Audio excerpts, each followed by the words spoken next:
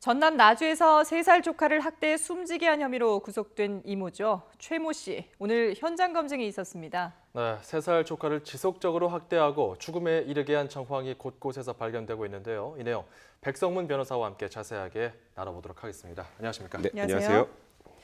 자, 끔찍한 일이었는데요. 3살 조카를 살해한 이모. 오늘 그 고의성이 있는지 여부를 가리기 위한 현장 검증이 있지 않았습니까? 먼저 이 사건을 좀 간단하게 좀 정리를 해볼까요? 이게 지난 10일에 있었던 일인데요. 네. 굉장히 온 국민이 좀 굉장히 충격을 받았던 사건인데 이제 3살 조카를 20대 이모인 그 최모 씨가 네. 일단 변을 가리지 못한다고 폭행을 하고 그 이후에 아이를 이제 씻기기 위해서 욕조에 갔는데 거기서 또 아이가 구토를 하니까 구토를 한다고 거의 물고문 수준이죠. 네. 아이의 머리를 욕조에다 5차례 정도 이렇게 밀어 넣어서 네. 결국 아이가 사망하게 됐던 그런 사건입니다. 근데 오늘 현장 검증에서는 그 과정 전 과정을 이 이모의 진술과 실제 이 사람이 하는 현장 검증에서 하는 행동들이 일치하는 여부를 확인하는 그런 작업이 필요한데요. 네. 그런 행위들을 통해서 아까 말씀하셨던 고의성 여부도 판단할 수는 있는데 네. 지금 현재 이 사건 같은 경우에는 일단은 경찰에서 살인 혐의로 영장을 발부받은 상태입니다. 예. 그렇다고 살인죄로 끝까지 처벌이 될지에 대해서 좀 의문이 드는 게 일단 이 이모가 심폐소생술을 시도를 했고요. 네.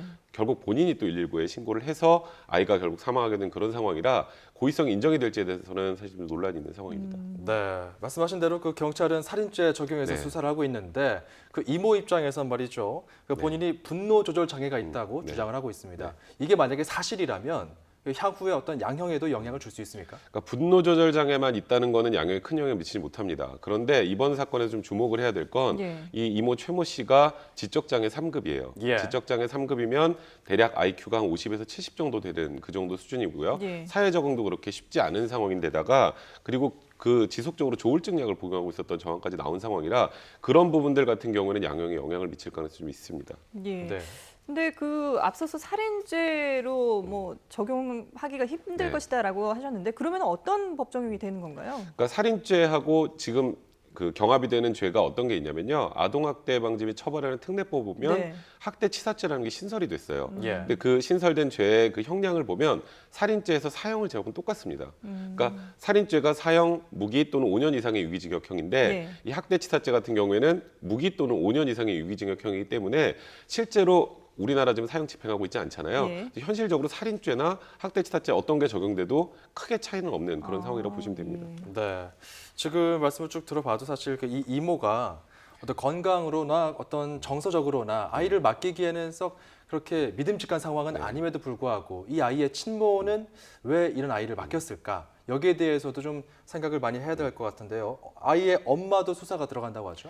그러니까 아이의 엄마도 이 학대를 방치했는지, 학대 상황을 알고도 묵인했는지 이런 부분에 대한 조사가 이루어지고 있는데요. 예. 일단 작년에 이 집에서 엄마하고 이모하고 이 아이가 셋이 같이 살았었어요. 네. 같이 살았었는데 이 엄마가 일을 해야 되는 상황이 되니까 네. 충북에 이제 공장으로 이제 올해 6월에 이제 떠나게 되고요. 다른 지역으로 간 거군요. 네, 다른 지역으로 가게 되고 주말에 한 번씩 와서 아이를 보고 그랬었는데 이 학대가 지속됐다라는 거는 일단 이 이모 최모 씨의 진술도 어느 정도 나와 있는 상황이고요.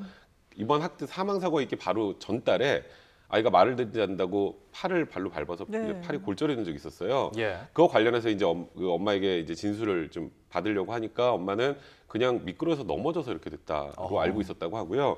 그리고 학대가 좀 진행되던 과정에서 이 아이가 7월 14일까지 어린이집을 다니고 있었는데 어린이집에서도 이 학대 사실 일단은 몰랐다고 하는데요. 예. 저도 이해가 되지 않는 건 보통 엄마들은 일주일에 한 번씩 봐도 아이 상태를 굉장히 꼼꼼하게 보게 그렇죠. 되잖아요. 그렇죠. 그런 면에서 이 엄마도 혹시라도 이 학대 정황을 알고도 묵인했는지에 대해서는 조사 지금 계속도 좀 진행이 될 가능성이 높습니다. 예, 네. 앞으로 경찰 조사를 좀 더 지켜봐야 정확한 내용을 알 수 있을 것 네. 같군요.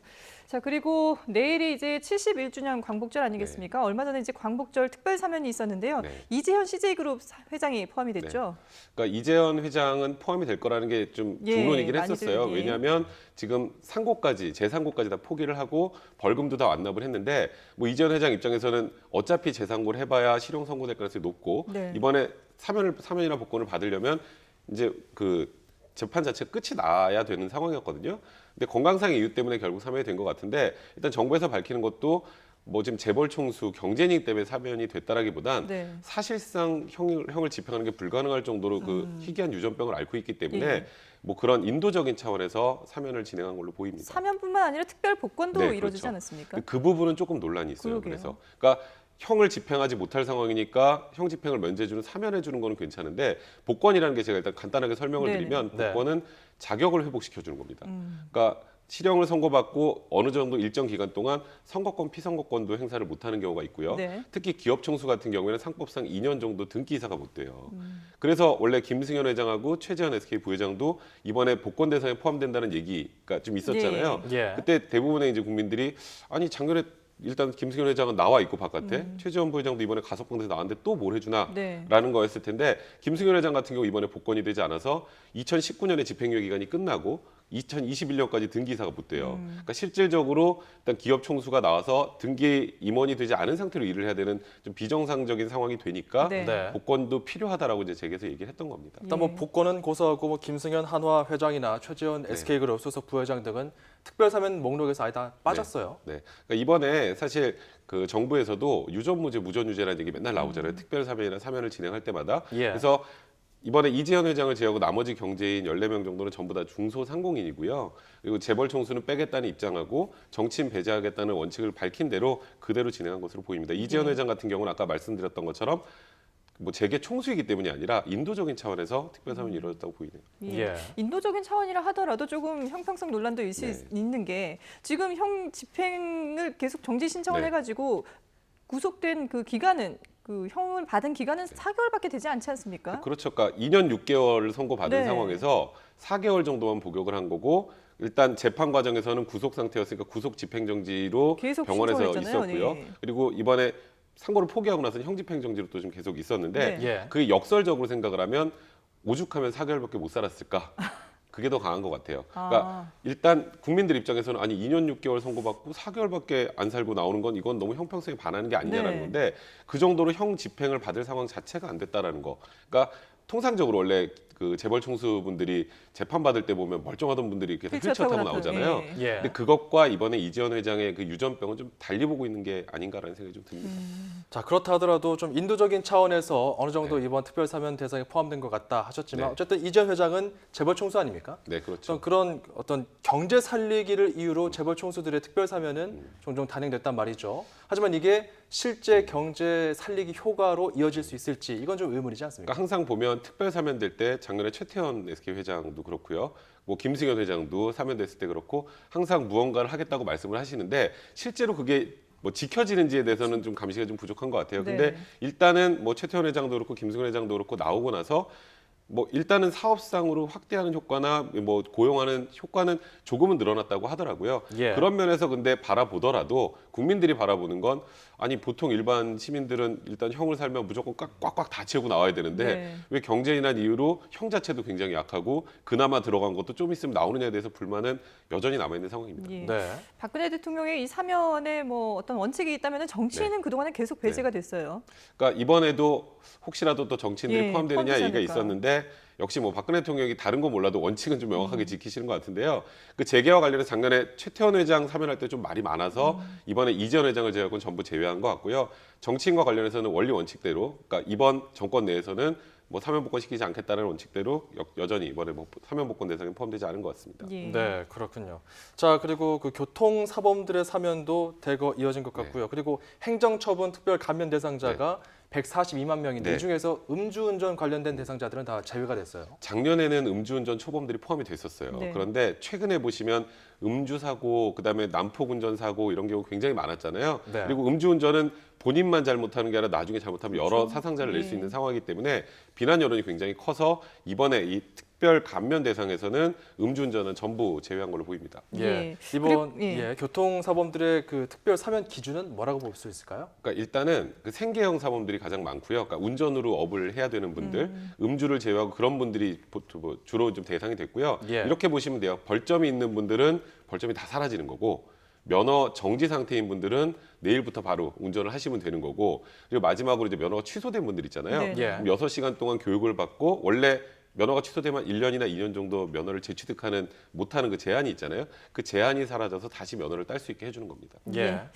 자, 그럼 이번에는 이제 국내 프로야구 팬들을 충격에 빠뜨렸던 승부 조작 사건에 대해서 한번 좀 짚어보도록 하죠. 지금까지 수사가 어느 정도 진척이 됐나요? 일단 확인이 된 건 그 NC의 이태양 선수하고 상무의 문우람 선수는 그 연루가 돼 있다고 이제 판단하고 있는 것 같고요. 네네. 그 이후에 이제 유창식 선수는 자수를 했죠.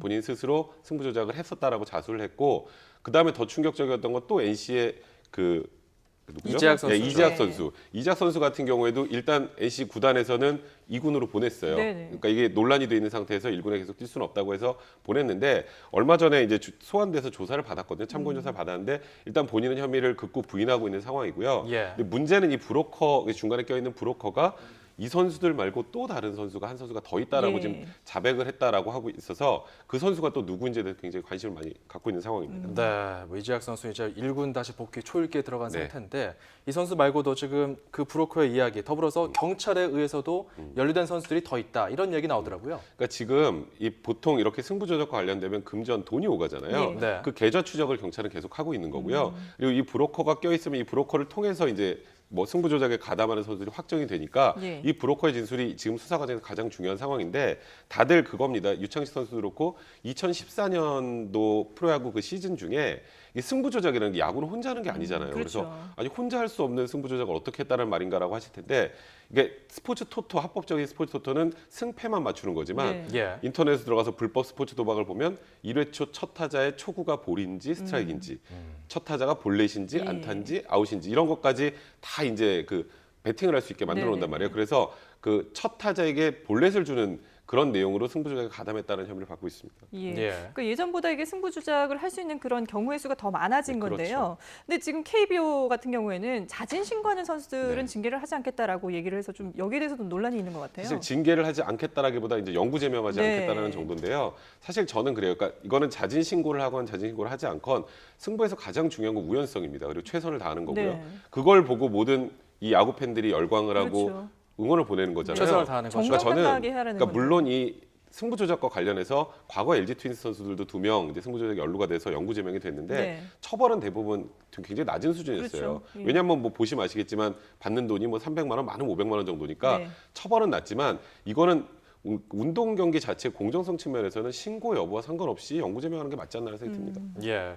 또 그런가 하면 넥센 히어로즈의 이장석 구단주의 경우 네. 사기 횡령 혐의로 사전 구속영장이 청구됐어요. 이거는 왜 그렇습니까? 그러니까 2008년도에 원래 현대 유니콘스라는 그 구단을 이제 넥센 이장석 구단주가 히어로즈 구단으로 이제 인수하는 과정에서 120억 정도 가입금을 내야 되는데 그게 부족했다고 재미사업가 홍성은 레이니어스 그룹 회장에게 20억을 투자를 받았습니다. 예. 네. 투자 받은 게 자기가 지분을 주겠다라고 투자를 받았는데 그 이행을 하지 않았던 거예요. 그 투자 사기 관련한 20억이 하나 있고요. 또 하나는 얼마 전에 그 넥센에서 박병호 선수하고 강정호 선수가 메이저리그 갔잖아요. 네. 예. 근데 굉장히 많은 돈을 회사에서 받게 됐는데 그중 일부하고 그다음에 이제 경기장 입장료나 매장 수익과 관련한 것을 한 40억 정도를 횡령했다는 혐의로 지금 사전 구속영장이 청구된 상황이고요. 네. 16일 날 영장 실질 심사가 진행이 된다고 합니다. 예, 예. 알겠습니다. 한 주간의 사건 사고 소식 백성문 변호사와 함께 얘기 나눠봤습니다. 잘 들었습니다.